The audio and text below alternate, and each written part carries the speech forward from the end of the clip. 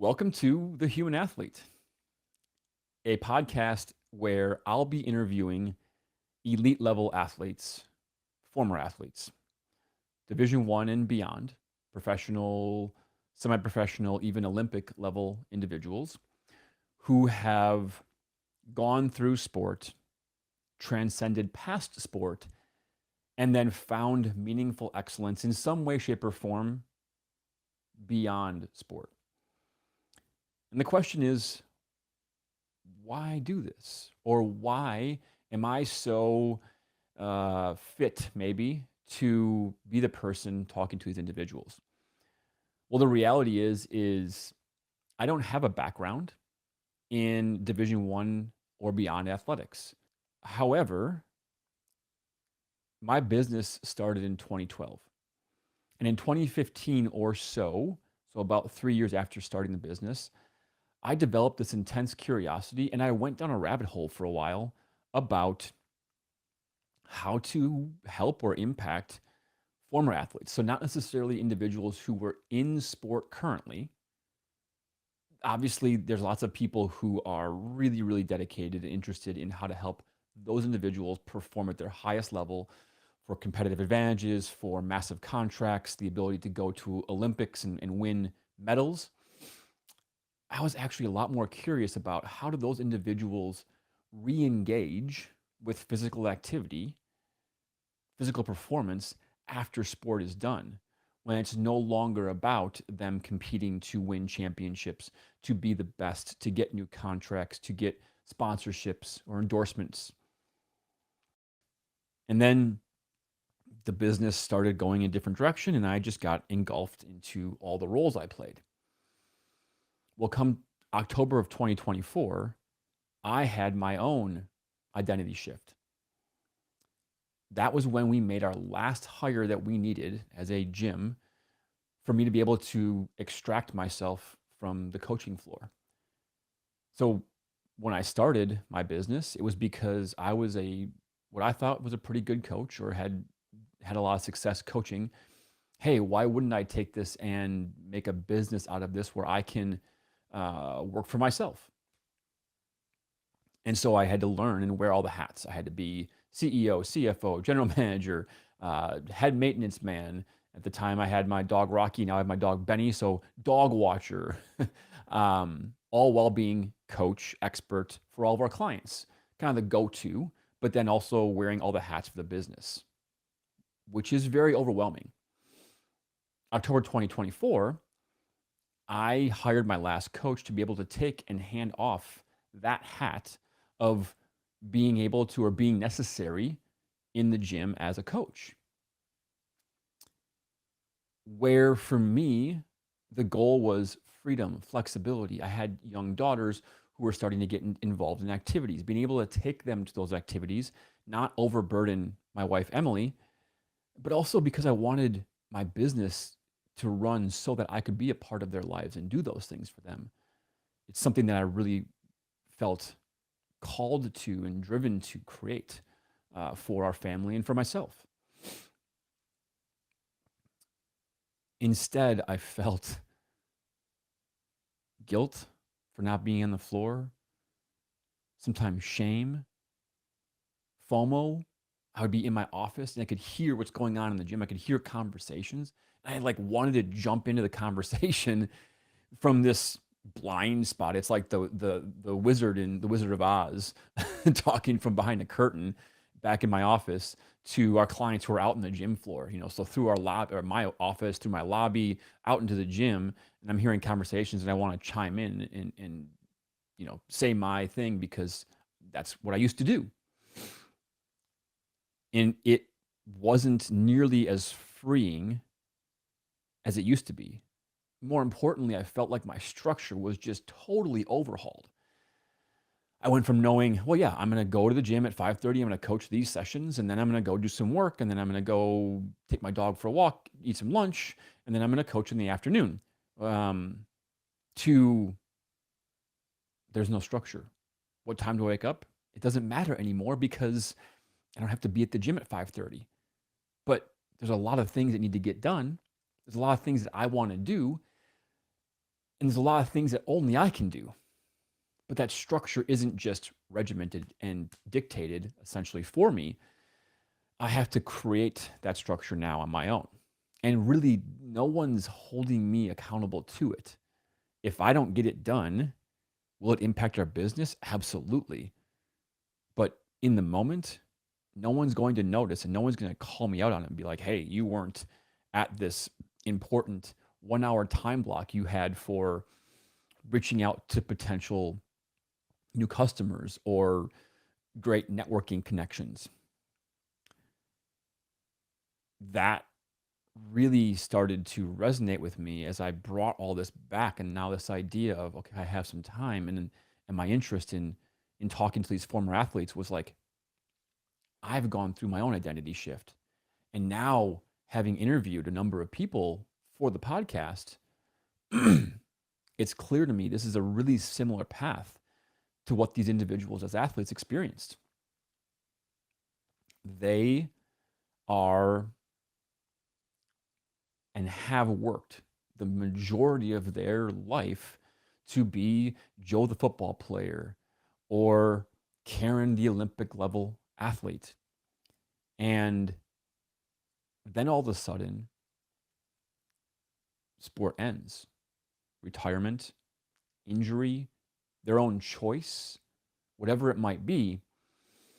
And they lose their identity while also losing their structure.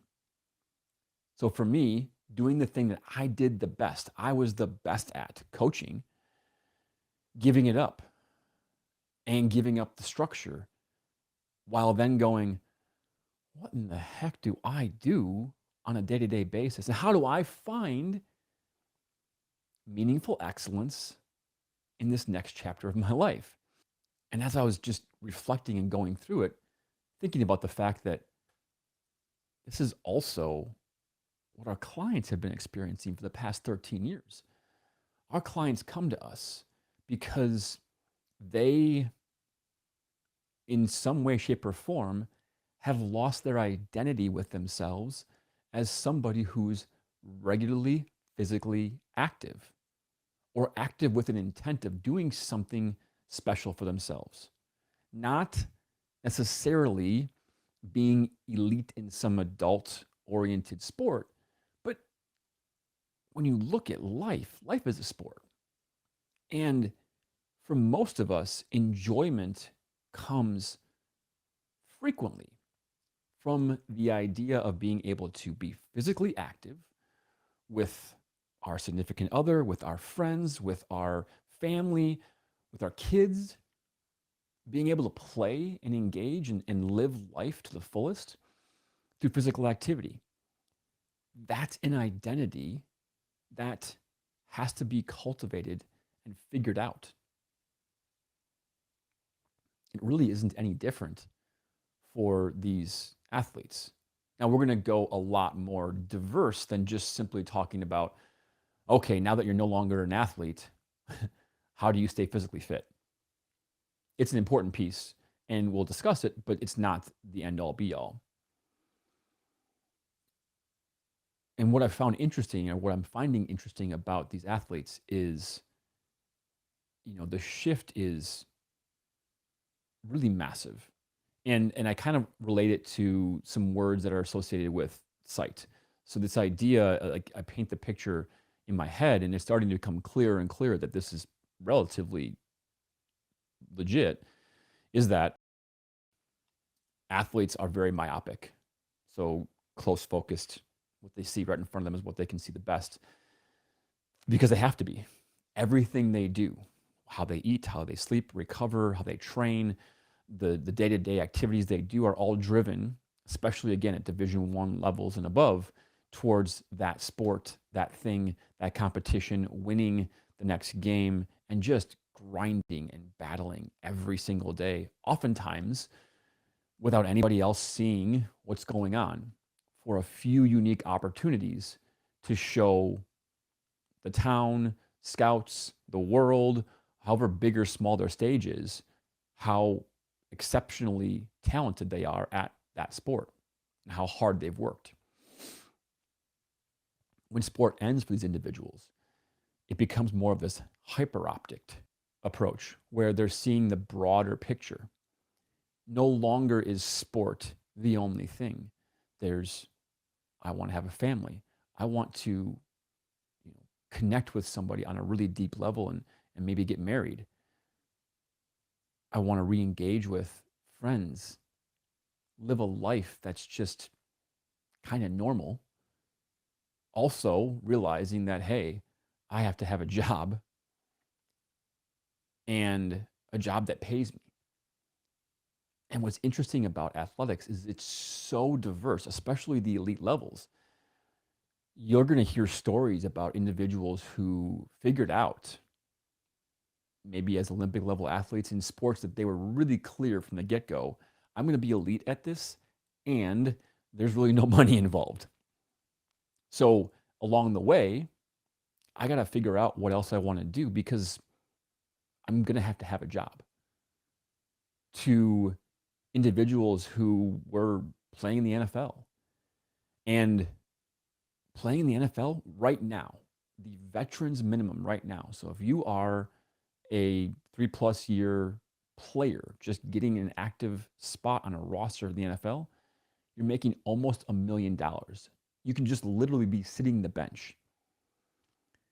When someone finally boots you out because they're just better than you, younger than you, more talented, whatever it might be, and you retire, you don't just go and find, there's very, very few jobs out there where you can just snap your fingers and make $1 million a year.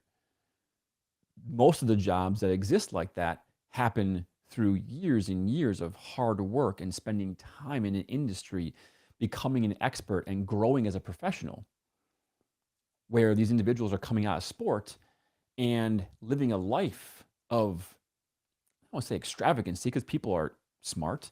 The individuals that I'm going to be talking with are ones who have and are figuring it out, but certainly because they realize they're starting from scratch again. They've been in the top 0.01% or better for their entirety of their athletic career, and then sport ends and they're going back to the drawing board in some respects.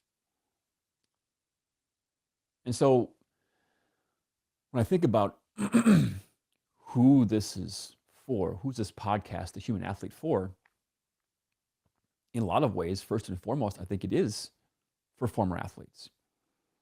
And not just individuals who were Division I and above, although certainly a lot of the stories are going to resonate with them because they're going to probably see themselves in the stories that we're talking through. But for anybody who is an athlete, because as someone who grew up myself as an athlete, I played high school sports.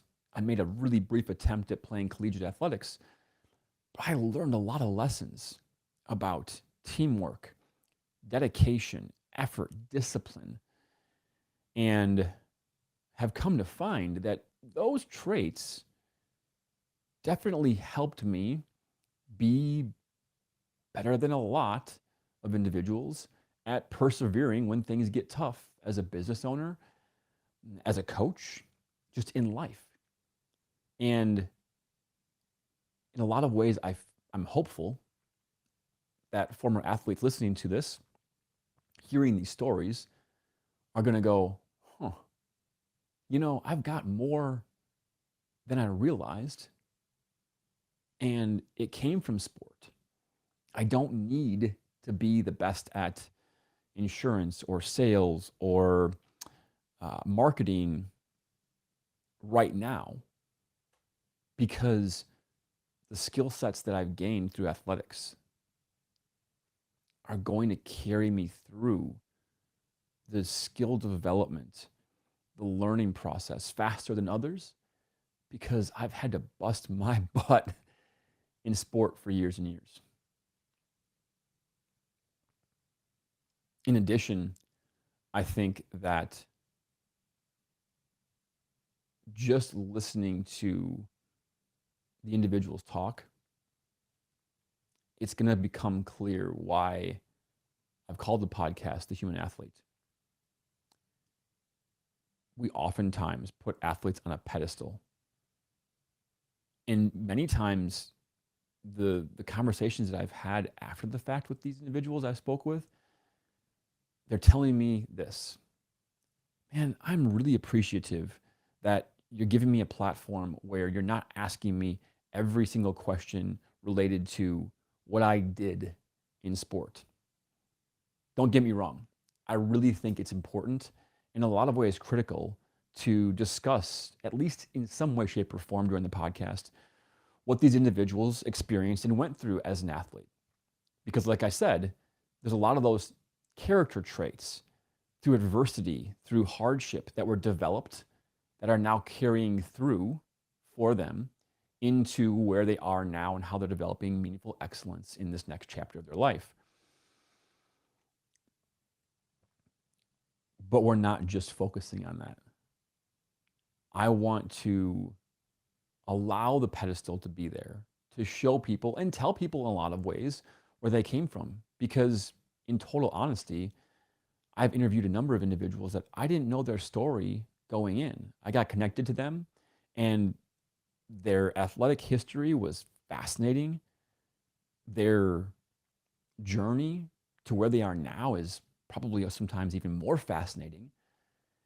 And it helps me through the interview to give them a pedestal, give them a platform, and humanize them for all of you listening and watching, to realize they're not superheroes because they were elite level athletes. And too often I feel as though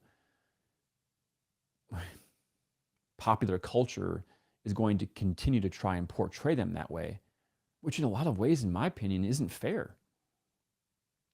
They've given all they can give to sport in a profession, in an industry, let's call it elite athletics, is one of the few, maybe the only industry where you get to a certain point of age and you realize that I'm doing this thing.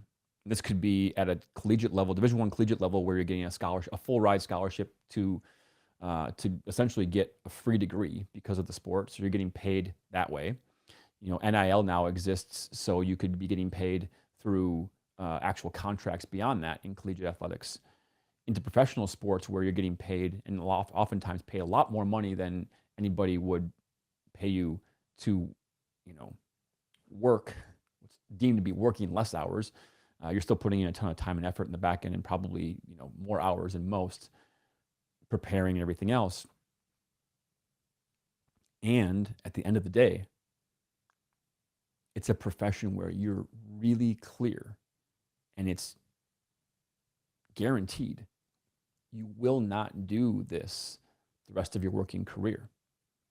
And no matter how much money you make, you can't wake up at 34 years old, retired from basketball or from hockey, and go, oh yeah, I've got lots of money in my bank account.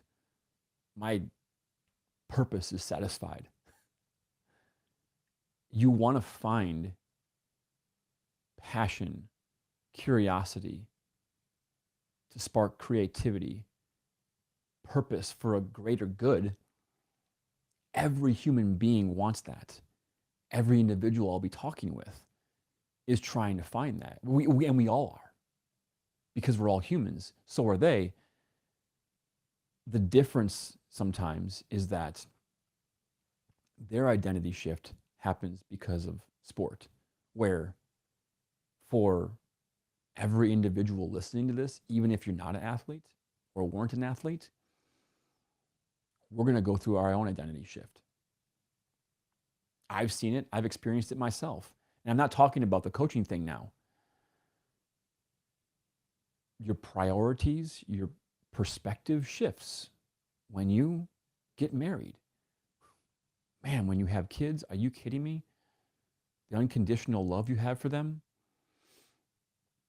You buy a house, you have more responsibilities, you get promoted, to a position you're not even familiar with at work, whatever the thing may be, you go through an identity shift and have to recalibrate, figure things out. To me, what an inspiring way to listen to these individuals who were forced into that, or in some cases, which is pretty cool, choose or make the choice to do that, to hear how, what they did, who helped them along the way, what did they learn? Because if you listen and you're not going through it, you're going to go through it at some point. Why not have more tools in the tool belt? And so my hope for this podcast is that we're able to do it for a long, long time, because I just really enjoy hearing the stories, meeting these individuals, staying connected with them. I want to create community. I want to create connection because we humanize these individuals. You feel like you can reach out to them and connect with them because you heard their story and think, man, that sounds a lot like my story. I'd like to connect with that person. I want to create that. I want to give those that are on the podcast and those listening the opportunity to re-find a strong locker room environment like these athletes are used to and experienced at one time and have lost. I also want to truly humanize the individuals that I'm talking with and show you that they're just real people like all of us. And also, they've done incredible things athletically, which is really cool to learn about, while also understanding that they're going through the same struggles mentally, physically, emotionally that we all go through. And because of that, I'm hopeful that it's inspiring. The stories that we share, the people I bring on, the things we talk about, inspire action. Talking is one thing. Action's a whole nother aspect. And when you hear people who are talking about this stuff in real life, real time, and the things they're doing, the success they're having, man, if that doesn't make you want to finish the podcast and then go take action yourself, I don't know what's going to. So here's to many episodes of The Human Athlete. Here's to you enjoying the stories that are being shared, and you yourself finding connection, finding inspiration, and taking some action from what you're going to hear on the show.